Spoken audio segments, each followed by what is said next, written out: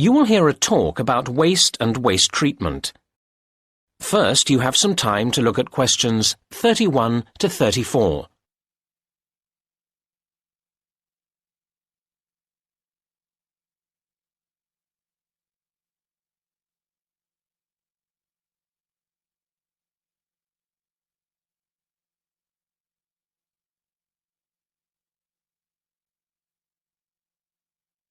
Now listen to the first part of the talk and answer questions 31 to 34. Good afternoon, everybody. Today I'll be talking about the issue of waste, which has become an immense problem in today's society. We face huge challenges in terms of reducing its creation in the first place, and then in dealing with it when it has been created. Now, the model of nature would be our ideal, a completely cyclical system in which no excess waste is generated that can't be processed by itself. However, we humans have proved, despite our apparent intelligence and ingenuity, quite incapable of achieving this. Where did it all go wrong? We have evidence that in ancient Greece and Rome, governments operated municipal waste collection, and a huge Stone Age mound was identified some years ago in Norway as waste disposal. So we can see that people have been generating waste for a very long time indeed. However, during the Dark Ages, sophisticated municipal waste processing disappeared. The medieval answer to waste was to throw it out of the window. But this waste, apart from broken pottery and a few metal objects, was largely organic. This meant, of course, that it was quickly absorbed into the environment by the natural processes of decay. However, many concerned people, such as doctors, claimed that this created health problems, although it wasn't until science produced convincing evidence of the connection between rubbish and disease that governments began to see the importance of dealing with the problem effectively. Unfortunately, their response has remained slower than the generation of waste.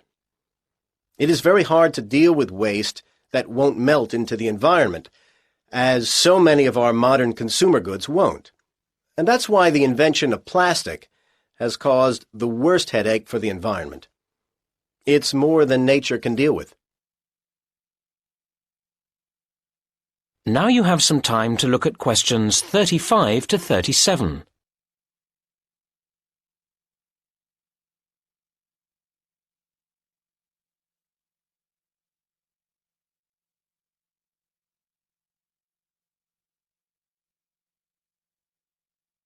Now listen to the next part of the talk and answer questions 35 to 37. In order to address the root of the problem of waste, we need to think about what has made the quantity of waste accelerate in growth. I'd identify three main reasons. As many countries became industrialized, we saw the advent of mass manufacturing. This has been enormously damaging, as it has greatly increased the amount of things on the planet's surface which don't go away by themselves.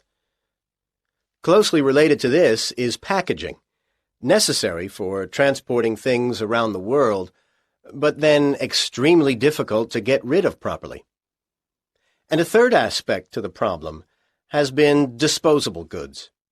We have become accustomed to so many things being to use and then discard that we find it hard to imagine life without them.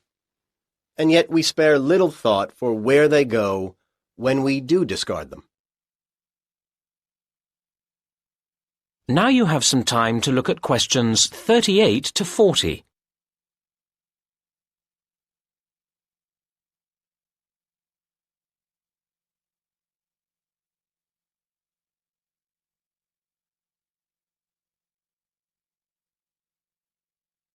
Now listen to the rest of the talk and answer questions 38 to 40. Right now, let's move on from where all this waste comes from to what is done with it all now it's here. Different countries deal with waste differently. Of course, each country also changes what it does, so the figures for waste treatment I've got here are likely to change in the future. Let's look at municipal solid waste, or MSW. MSW is important to consider because it's effectively a measurement of consumerism, how much waste people produce that goes beyond the absolute basic requirements in life to eat and drink.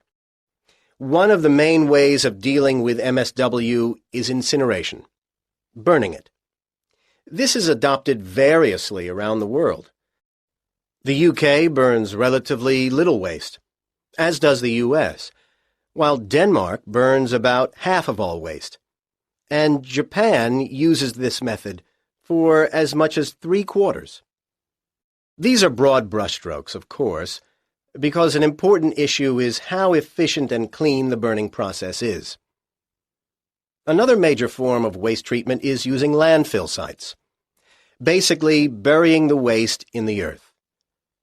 Currently, this method is the dominant process used in the UK at over 80%, and is also heavily used in Germany and in the US, while densely populated and mountainous countries such as Switzerland and Japan dispose of relatively little this way.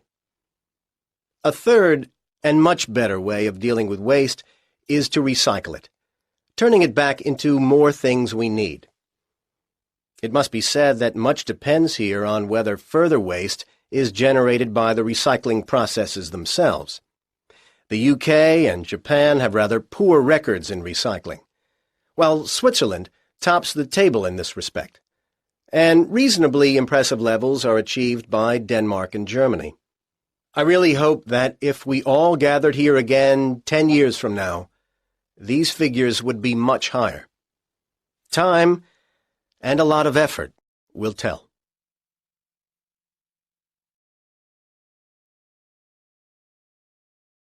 You now have half a minute to check your answers.